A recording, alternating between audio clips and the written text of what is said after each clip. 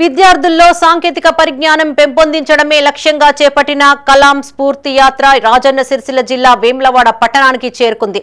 ఈ సందర్భంగా పట్టణంలోని ప్రభుత్వ పాఠశాలలో కలాం స్ఫూర్తి బస్సు యాత్రను DSO Devayya head master Rajaratnam ప్రారంభించారు। విద్యార్థులు బస్సులోని 16 రకాల సాంకేతిక పరిజ్ఞానానికి సంబంధించిన పరికరాలను ల్యాబ్లను పరిశీలించారు। మారుతున్న కాలానికి అనుగుణంగా శాస్త్ర సాంకేతిక వినియోగం పెరుగుతున్న నేపథ్యంలో టెక్నాలజీని విద్యార్థులు అనివార్యంగా భావించాలన్న లక్ష్యంతో ఈ బస్సు యాత్ర జరుగుతుందని నిర్వాహకులు తెలిపారు।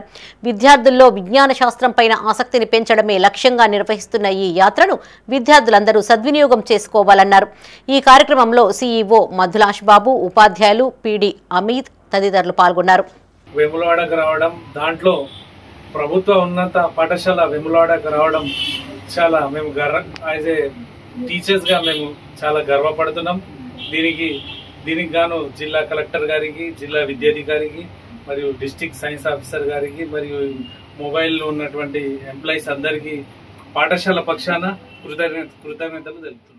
తెలంగాణలోని 33 జిల్లాల్లోని పాఠశాల విద్యార్థులకు సైంటిఫిక్ టెంపర్ డెవలప్ చేయడానికి మొబైల్ సైన్స్ ల్యాబ్ని ఏర్పాటు చేయడం జరిగింది। దాంట్లో భాగంగా ఈరోజు ఈ మొబైల్ ల్యాబ్ కలిగిన బస్సు మన జిల్లాకు రావడం జరిగింది। దానికి గాను గౌరవ జిల్లా కలెక్టర్ గారిని కలిసినప్పుడు వేములవాడలో ఏర్పాటు చేయమని చెప్పగా ఈరోజు జిఎస్ఎస్ వేములవాడలో ఈ కార్యక్రమాన్ని ఏర్పాటు